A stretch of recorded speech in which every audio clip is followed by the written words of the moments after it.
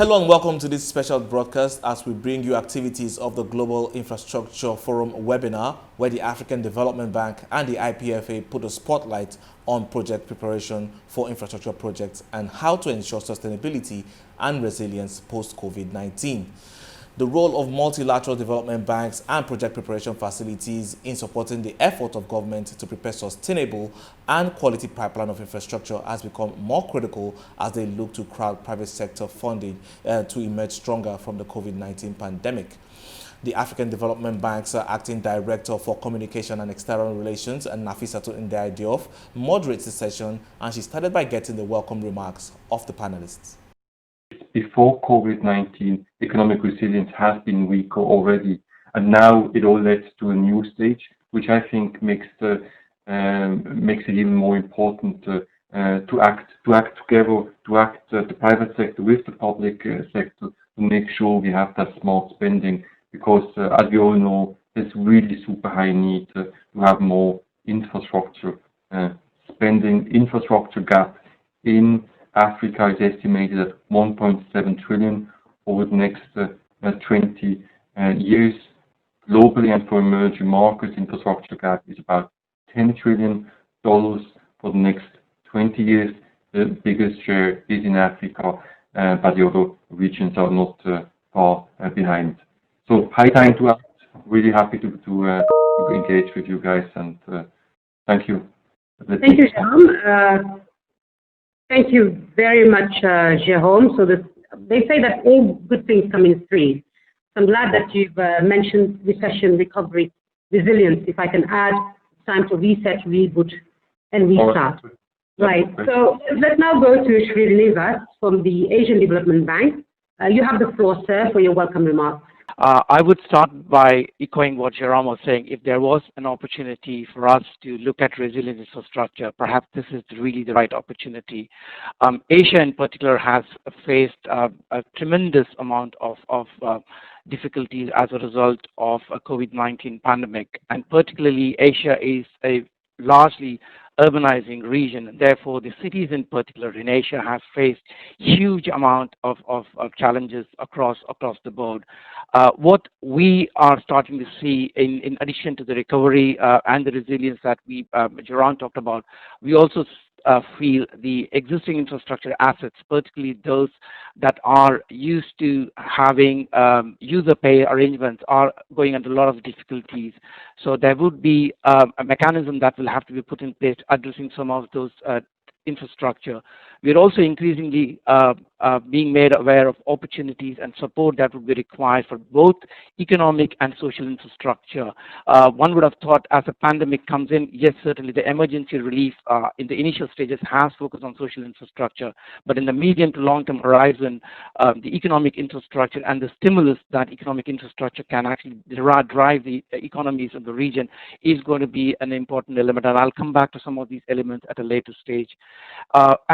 And the third important point I would like to put on table is that if there was ever a chance to do a good project preparation that looks at quality infrastructure, this is really the opportunity, because the pandemic has shown the difficulties, particularly with various infrastructure facilities, but also more importantly, the public financial management issues.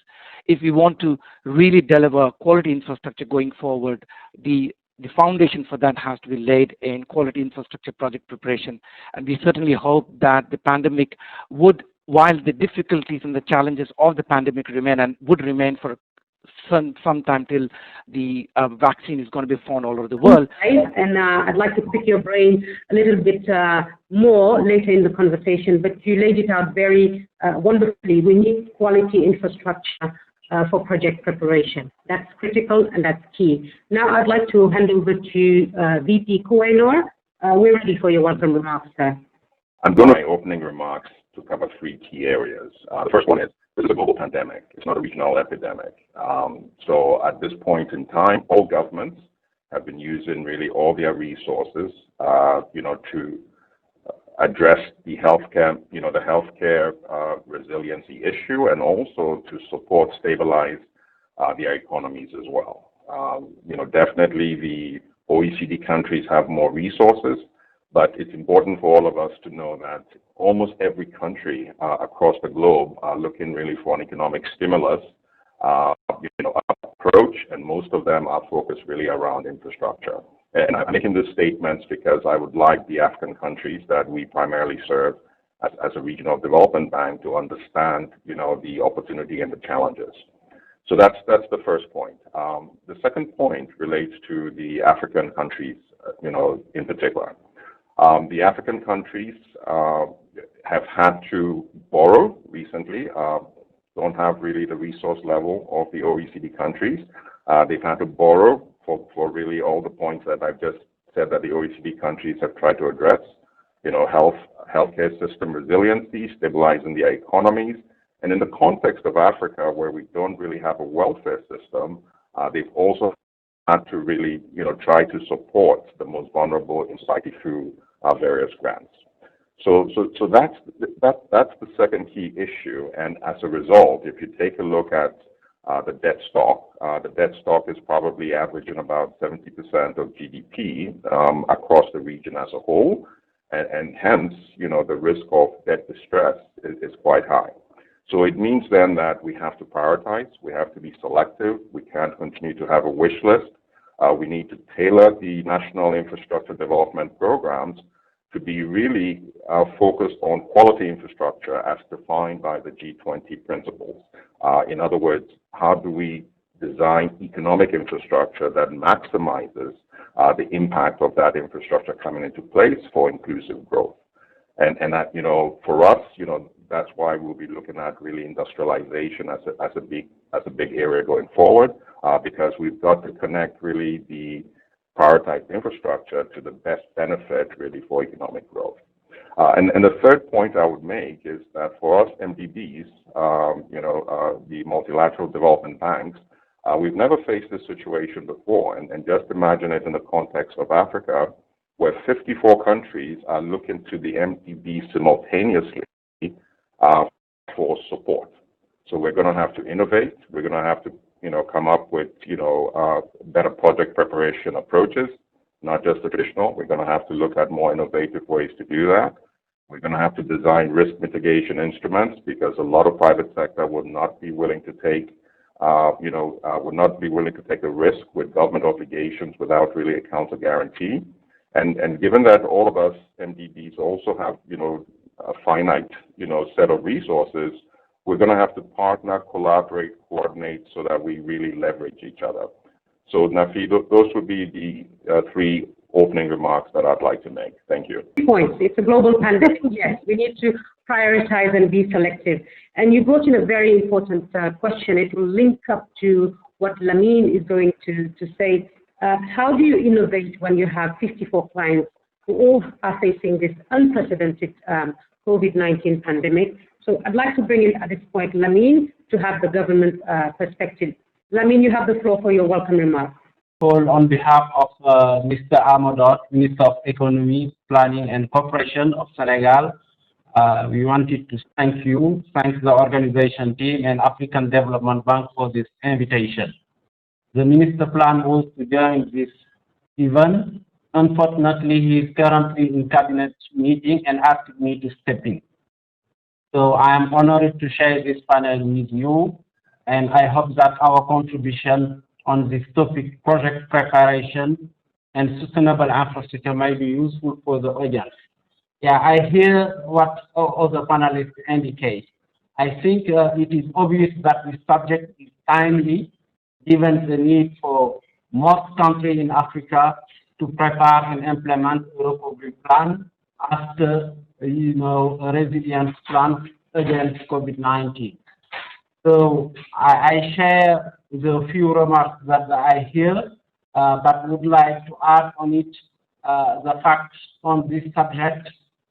It is critical to think good foundation for project preparation, and one being people first, people first, people first. So we have learned out of this COVID-19 that we need to think again how to do business, how to reposition our economy. And so far, the government of Senegal has recently launched recovery plan that we will discuss in a few minutes during the question. But project preparation is key, and question mark has been always value of money. Mobilizing private sector is something critical, and in Africa there is huge need. COVID-19, we have learned several things, and I think today we would be lucky having the opportunity to discuss a good foundation for project infrastructure and good foundation for sustainable projects that might help and inclusive growth in Africa. So I will stop there, and we'll be happy to answer any question. We say that the first question is always a difficult one to ask. So let's proceed with question number 2. And it goes to you, Lamine, because you ended by saying that Senegal has launched an initiative to rebuild and help recover. So infrastructure is key. It's often seen as a means to spark economic recovery after depressed periods just like COVID-19. What role do you think that investment can play in Senegal's economic recovery in the wake of the pandemic? I think it's obvious that in the context of this COVID-19, to move to recovery, huge investments are needed. So those investments will help to bring, let's say, a global, resilient and inclusive recovery. As you know, currently we are facing a global recession.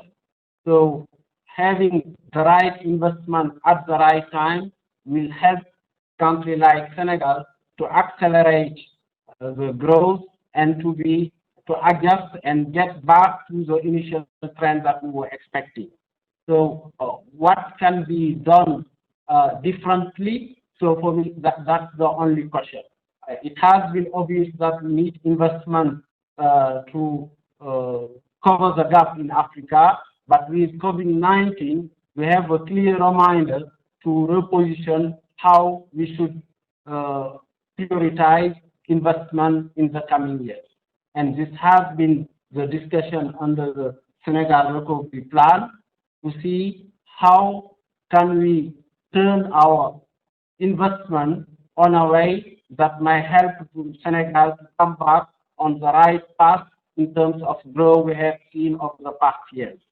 So currently, I think there is some sector which are priority sector, but that I can elaborate later if need be. Exactly, Lamine. Let's hold that thought right there. We'll go into the priority sectors. So huge investments are needed. That's a really good transition, because I'd like now to bring in the private sector perspective. And my next question will be to Jérôme. Globally, Jérôme, the infrastructure financing gap for emerging markets and developing economies is huge. Yet we know that there are 100 trillion held by pension funds, sovereign wealth funds, and other institutional investors. The challenge we know also remains the lack of bankable projects to attract private investment. So what can governments do for private sector investors to channel the much needed funds into infrastructure? Well, thank you. And I think this is one of the most important questions. How can you make sure that we lower the barriers of our investments and we get all these long-term investors like insurance companies, pension funds, investing more in infrastructure projects? Fact is, just to underline the call for action, fact is that less than 1% of infrastructure investment in developing countries are financed by institutional investors like sovereign wealth funds, pension funds, and insurance companies. I think actually, to come back to your question, I think there's a lot that governments can really do, as well as MDBs. And I think if I look at the G20 call for sustainable infrastructure investments, if I look at all the G20 chairs in the past, at the end of the day, I think we really need an asset class. Infrastructure needs to become an asset class, and the question then is, what can governments and MDBs do that infrastructure becomes an asset class? I think here, standardization really is at the core of the element. Standardization in project documentation, disclosure requirements. The more you standardize, the easier it is for institutional investors to gain access to this asset class. And at the end of the day, what is really important is increasing transparency as well as increasing in investor rights. I think MDBs can do a lot on that front. No question about that. I think there needs to be a concerted action between MDBs and the private sector to build this standardization for an asset class. The other part, and then I will close, is aggregation. Aggregation, combine smaller projects into a fund, have MDB again as a leading orchestrator as for institutional investors to gain access. If you have MDBs, you have certain guarantees, and if you have MDBs, they also set the rules, traffic rules, right, for institutional investors to gain access, and again, standardization. Thank you. Thank you very much, Jerome, and what a wonderful transition into the MDB world. I'd like to bring in Srinivas now. And here's the question, Srinivas. How is the Asian Development Bank supporting its member countries in Asia to rebound from the crisis, specifically to prepare, design, and structure infrastructure projects that are sustainable and also attractive to private capital? Bear in mind the current global economic environment and conditions. Thank you, Nafi. That's a really good question. Let me just set the macro context before I jump into project preparation. As soon as the crisis started, ADB announced a series of packages for support, both keeping in mind the near-term crisis management situation and also the long-term needs that required support for long-term reconstruction, redevelopment in terms of coming out of the COVID situation. And infrastructure in those packages certainly play a very, very important role. We are in active discussion with our clients and the private sector in order to develop a long-term sustainable solution for infrastructure assets in the coming year as we move forward. Now, even before COVID happened, the region was experiencing significant backlog in infrastructure. And that made the situation even more difficult for clients, and particularly because of the increasing expenses towards social care and related health services that COVID-19 exposed them to those funding gaps. So it is going to be a huge challenge in terms of managing the near-term difficulties of the health-related pandemic issues that are coming up and balancing the equation in terms of how do we plan for a long-term infrastructure solution that needs to be put in place. Now, in that context, where you come in with project preparation and quality infrastructure development, I would like to just focus on three main elements that ADB is trying to develop on project preparation itself. One, we are certainly seeing increasing demand for both near-term social infrastructure, I would say particularly healthcare and healthcare-related services, but also long-term or medium to long-term economic infrastructure. The view is that at some point in time in the near to medium term, vaccine would be found and we would move to a new normal, whatever that new normal would be, and infrastructure, economic infrastructure assets would be required to move forward in order for the competitiveness of the regions to regain. The second one, and I mentioned this in the opening remark, the cities in the Asia-Pacific region have found themselves heading into a perfect macroeconomic storm because of COVID-19. Even before COVID-19 happened, ADB had been working to develop a specific initiative, which now we are bringing forward to launch it, which would help cities develop and bring forward early stage projects, identify, develop a programmatic approach for project screening, appraisal, prioritization, and project preparation. And the idea is that that framework would enable improved capital investment planning, bring forward those projects that are project preparation ready, and increase the city's resilience to future shocks. And in doing that, we're also looking at how city governments and city regions could actually unlock some of their existing infrastructure assets, which may not be really be efficiently used to bring in value addition through private sector investment and private sector participation. Finally, we are extending our active support to client governments across the region in helping prepare master plans, identifying innovative delivery methods for financing structure, and identifying essential infrastructure projects. And before I conclude, I just want to also mention, and I fully agree with what Jerome said, the institutional investors invest in infrastructure assets. Where we have challenge in emerging market and developing country is that for the project preparation to make them bankable, there are significant amount of greenfield risks, which is going to be beyond the appetite of institutional investors. If we want infrastructure projects to become an infrastructure asset, there is going to be a transition that needs to happen wherein we need to de-risk the greenfield risk project, whether it's related to land acquisition, whether it's about removing unpredictability of regulations and laws and other issues that comes with it. And often too much amount of risk is certainly passed on to the private sector on the one hand, and there is excessive aggressive bidding that happens from the private sector as well. So if we truly want to transition from a stage where we are able to bring these projects to institutional investors, we must first prepare high quality bankable projects, make them develop and bring to the stage where they can start to have stable cash flows before it can then be attractive for institutional investors. I'll stop at that and hand it back to you, Nafi. Thank you. All right. Thank you, Srinivas. Again, yeah, it's true. Jerome did mention that infrastructure can be an asset class, but there are a number of prerequisites that need to be in place. You also mentioned the new normal, but towards the end of the conversation, we'll dwell into that. Cities must be resilient to future shocks. Let's also hold that thought. I'd like to bring in VP Kwaino from the African Development Bank. Just to say that according to our estimates, the financing gap is between 53 to 93 billion per year. And that was before the COVID-19 pandemic hit. Now, with that in mind, what is the bank doing to scale up private sector investments through PPPs and institutional investments? No, thank you very much, Nafi. And one of the things that we've all agreed to is that project preparation to create a bankable project has been and will continue to be the biggest gap. And so there is increased pressure on us now. I'll try to address that in a number of ways.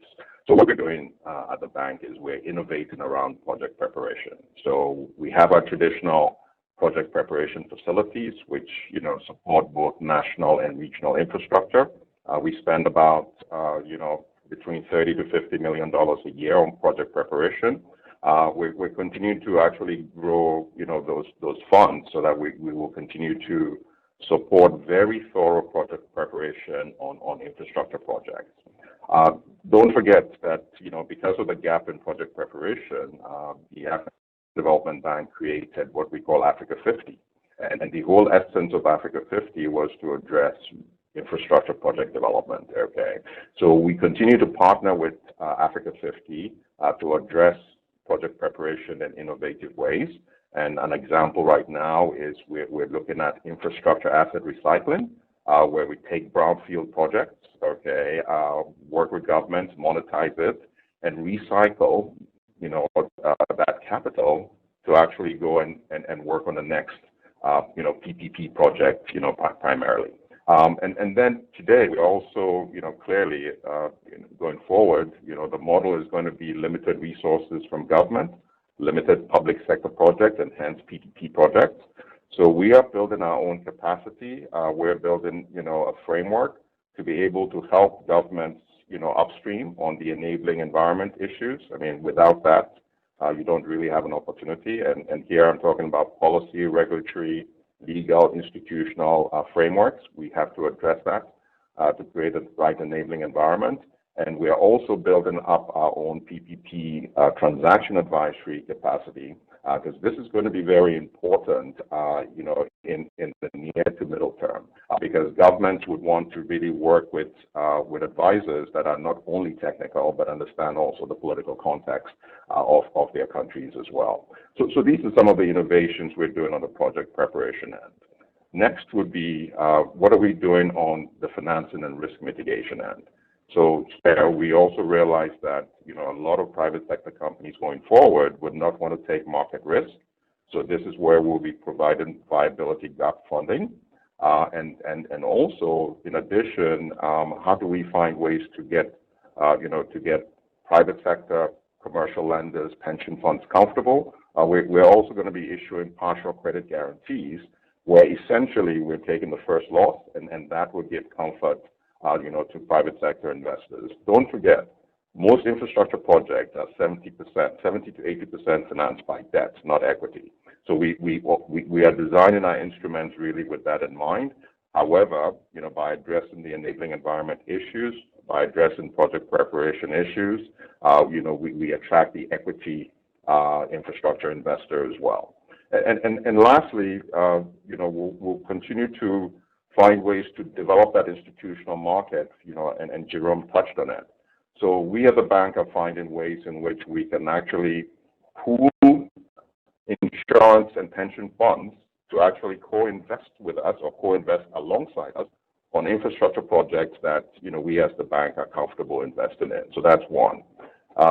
The second part is also creating really a secondary market for infrastructure, and this is what Jerome referred to in terms of aggregation. So the Africa Finance Corporation and HARIF, which are both investee institutions of the African Development Bank, have already created a company called Energy, essentially, putting in mature assets, into this vehicle, and making it really more attractive for the pension funds and the sovereign wealth fund, type of investors, because there's stability of income. These projects are de-risked, and we're going to be supporting really those types of secondary vehicles. So these are just examples of what the bank is doing, on the whole value chain. Thank you. Thank you, VP Quainer. Examples, concrete examples, showing that the African Development Bank is at the forefront of innovation, asset recycling. If we have time, we'd like to come back to that. But what you and Jerome mentioned, aggregation, creating a secondary market for infrastructure, those are really innovative ideas. And if you have time at the end, we'd like to come back to that. You also touched on creating an enabling environment. And that's where I want Lamine to come in again and give us his thoughts regarding government. What is it? Which sectors, Lamine, of the economy do you think will become a priority for infrastructure post-COVID as our economies embark on the path to rebuild back better and smarter? And why do you think those are priority areas? Out of the COVID-19, there is a clear lesson learned, which means we need some minimum protection in the country. And the outcome of this lesson helped Senegal, under the Senegal Recovery Plan, put some priorities. Those priorities include mainly health sector, agriculture, education, and we have as well on the digital side some expectation. So we have as well on the pharmaceutical sector the need to build something to reduce dependence. So in a nutshell, I think the country is moving on a way to decide on the strategic plan to build sustainability, to build to build on an autonomous way to reduce the dependency of the country. So why this sector? I think it's mainly related to lessons learned out of COVID-19, but it is as well driven by the need to build an economy which is sustainable. Let me give you some example on what the country wants to achieve, for example, in the agriculture sector. In this area, for example, on agriculture, there is a clear need to have security on food. That's something that the government has been working, and it has been decided that some investments are needed to put to ensure the security in a shorter manner, meaning in the next coming 5 years. On the health sector as well, it's the same situation, and we are working to get there.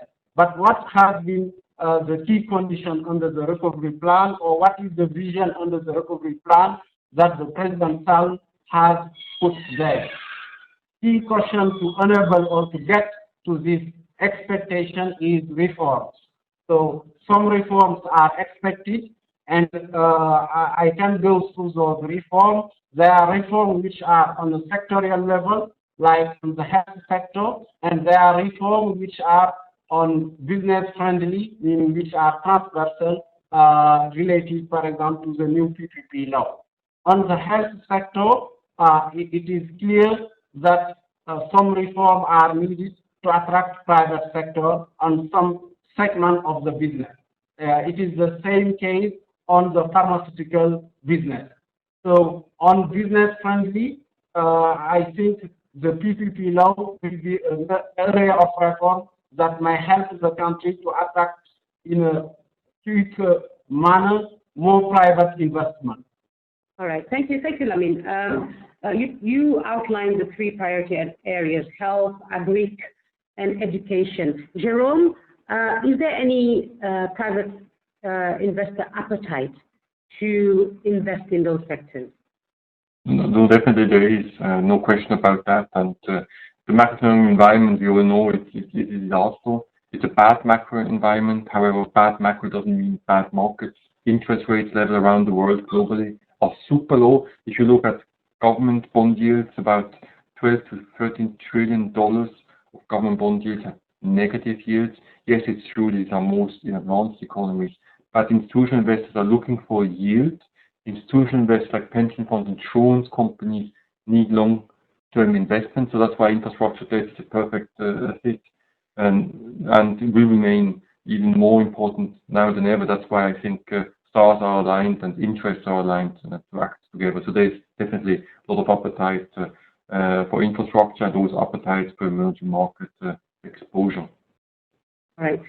So we're running out of time. I'm looking at my timer, and we have to move with speed now. And I like to think that I'm a gentle yet very effective time cop. So this question is for Srinivas. What lessons and best practices can we learn in Asia and globally in project preparation to help rebuild economies? But also, we'd like to know, I mean, the questions are coming in the chat box. Which areas, infrastructure sectors or subsector in Africa will lead to quick recovery from the pandemic? Nafi, let me take the first part of the question. Perhaps the African question, I will, if it's okay, I'll bring in the Asian flavor to it, because those are similar issues that we are dealing with as well. But in terms of the project preparation itself, if you look at into the what lessons, the key things that we have learned from the project preparation facility that we have been running for a few years now is that unless there is a very clear programmatic approach the client governments take in terms of infrastructure delivery, then even if you have a good project preparation facility, it does not lead to results. Where we have seen success, and some of the clients actually are in the call today, we see is that where they've taken a very programmatic approach with a very strong government push coming for infrastructure screening and using the project preparation facility. Now, the other important element I'll quickly touch upon in terms of lesson is that, and VP also talked about it, which is the ecosystem. How do you actually build that ecosystem? Where is that support that's required, which is upstream? Because what happens is often project preparation, by the time you reach that stage, the project is already defined, but yet the macro environment, the ecosystem for the projects to thrive may not really be in place. So addressing those challenges even before we get into project preparation, it is part of project preparation. What I mean is that we must address those as well. The third and very important element is that the good quality project preparation is something that is going to be required. ADB has invested quite a lot in project preparation and also has a transaction advisory services that has been going on for a few years. And we believe that if you really need to have good quality preparation, you have to invest financial resources for that as well. And that is also a very important, there is enough support available at the multilateral community, whether it's ADB's infrastructure, the project preparation facility, or the EBRD's facility, or World Bank's GIF. I think the clients should use them and use them to the extent that these are easily available for all the countries. Now, very quickly moving on to the sectors, if I may. in the near term, certainly health and health-related infrastructure is going to be something that the governments are going to be looking at because the crisis is still very much felt across Asia. However, many client governments are also preparing for the medium to long-term horizon. We do see investment in transportation projects coming in as well, but what is happening in those projects are that whatever the new normal will be into the social distancing are being foreshadowed into the structure of those projects so that when these infrastructure are going to be ready for operations, they would be fit for purpose for the next whatever timeline that the asset class is going to be delivered for. And last, we also think as and when the vaccine is going to be found, one of the key challenges, and this is across all the emerging markets, and I probably include Africa also, is that the logistic infrastructure for moving vaccine is simply not there in many places. These are required to be stored very carefully. They have to be handled very carefully. And that is an area where private sector can play a very significant role. And there are many ways that could be done, but that's another area we should probably start to think now rather than wait for the vaccine to come in. So that project preparation work could start even today as we start to look at post-COVID-19 scenario. Thank you. Thank you, Srinivas. I'm just recapping and looking at my second screen. The questions from Atwal Milolo have been addressed by Srinivas. Also, there was a question regarding COVID investing with pension funds, institutional investors. VP Queno touched on it. There's an interesting question, though, from Mark Mosley from Mosley Infrastructure Advisory Services. In a post-pandemic world, digital infrastructure will become even more critical. What can the MDBs do to support projects that improve digital connectivity in developing countries? And I'll throw this question at the panel, hoping that VP Queno can jump in or anybody else. Okay, so clearly because it was MDB, it's either Srinivas or myself. But let me jump in. I mean, it's very true that digital infrastructure is even more important today as a result of COVID than it was pre-COVID. Not only from a fourth industrial revolution perspective in terms of digitizing for efficiency purposes, but now digitizing really for connectivity is absolutely important. So what we're going to do as MDBs, we're going to continue to work with partners to implement broadband infrastructure across Africa. Okay, the trunk infrastructure. We're also going to be working with partners on the last mile solutions.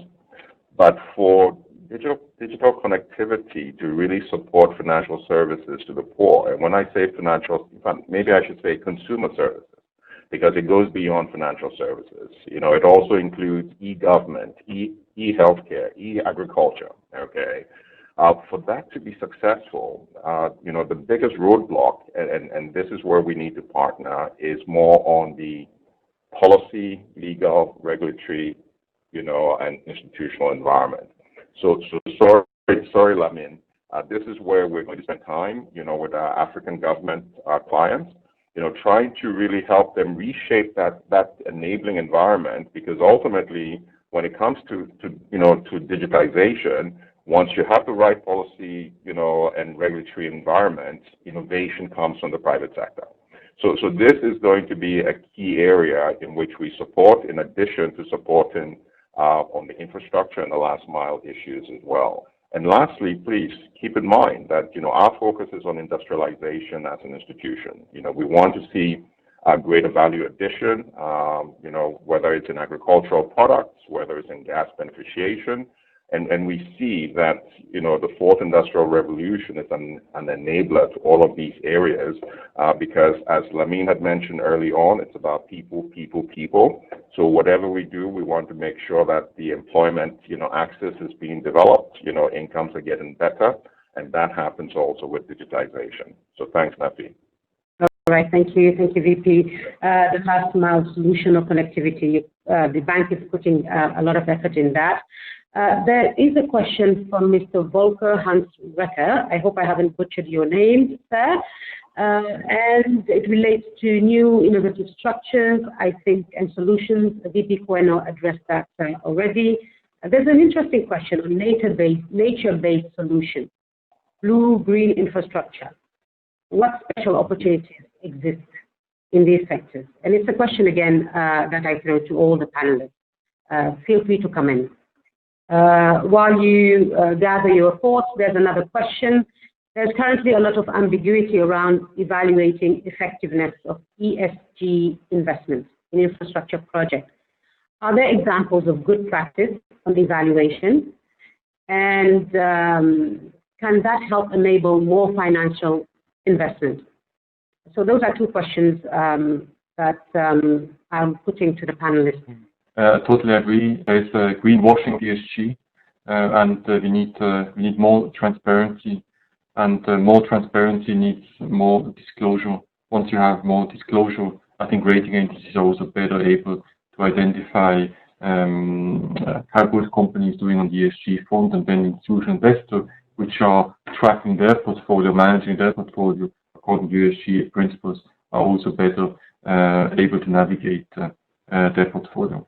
I think there's also a place for multilateral development banks. Infrastructure, that being an asset class, also needs more transparency. I think AfDB can also be the gatekeeper of saying when an infrastructure is more sustainable or not.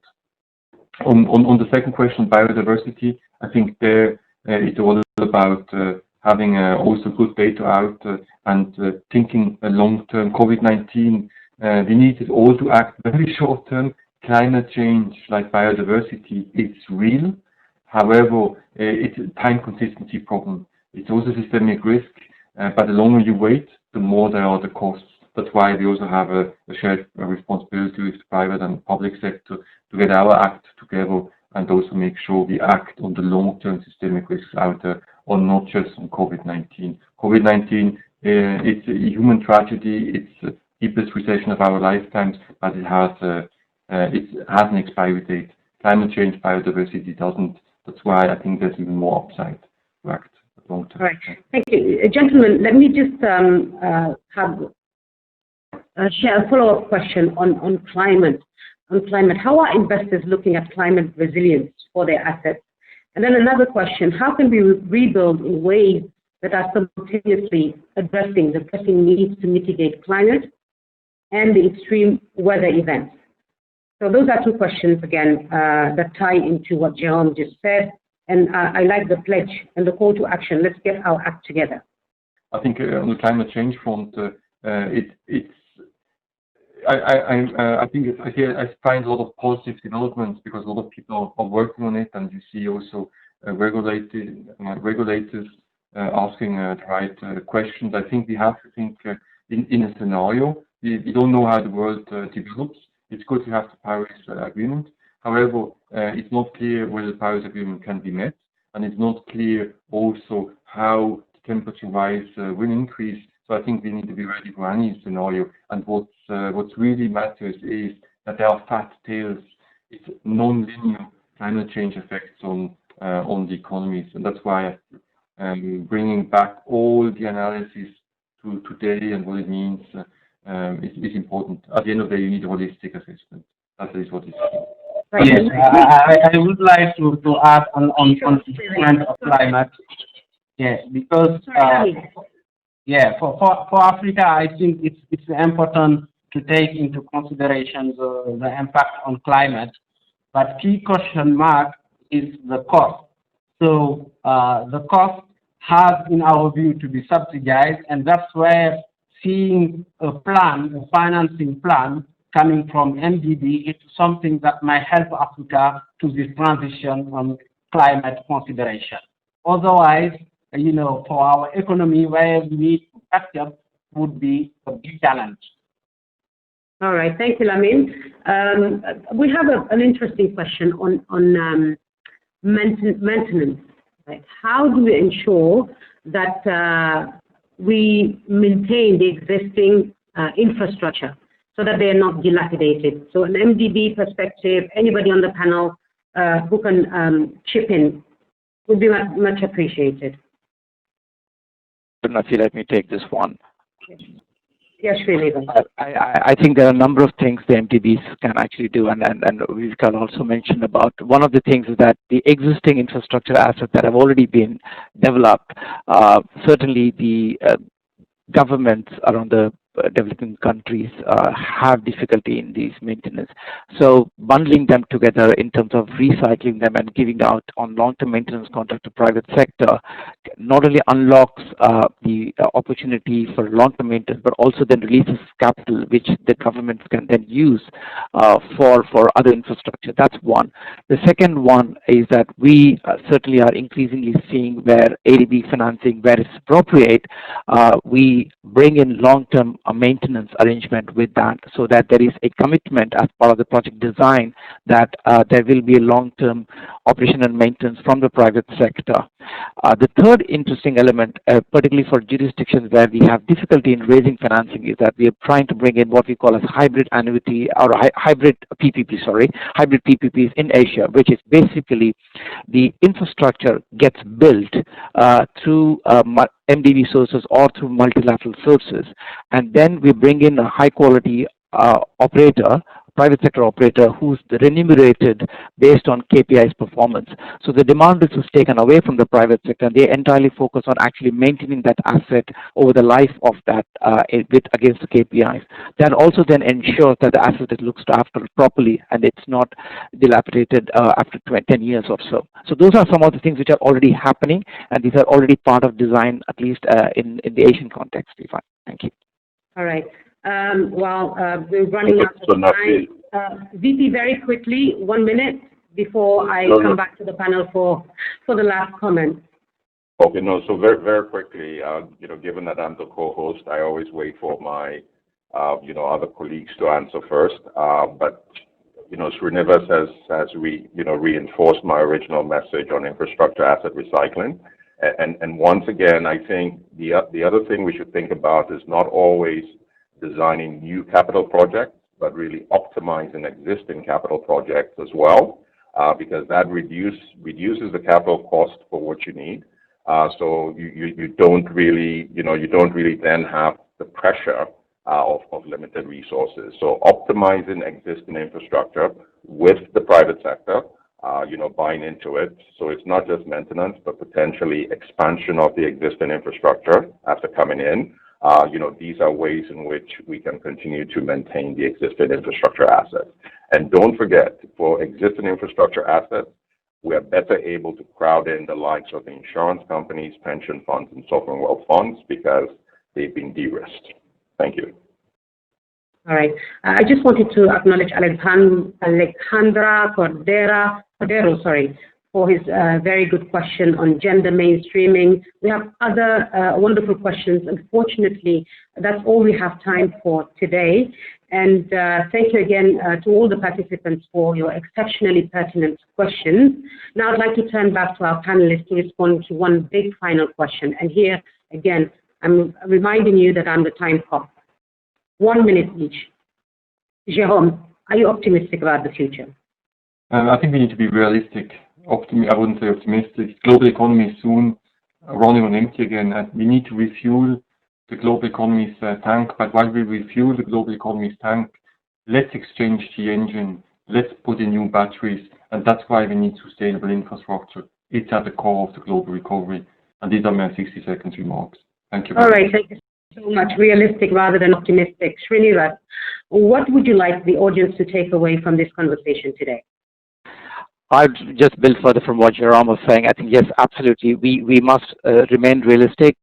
This pandemic is still unfolding in many parts of the world, and we still don't know when the end is going to be. However, there are many building blocks that we can put in place, both in terms of near-term managing the crisis, but medium to long-term building blocks of infrastructure, quality preparation of those infrastructure projects, and making sure that these projects are structured and attractive for the private sector to come and invest, because this is not going to be something that MDBs and government alone can do. Thank you. All right. Thank you, Srinivas. Oh, my God, you are exceptionally great. So same question to Lamine.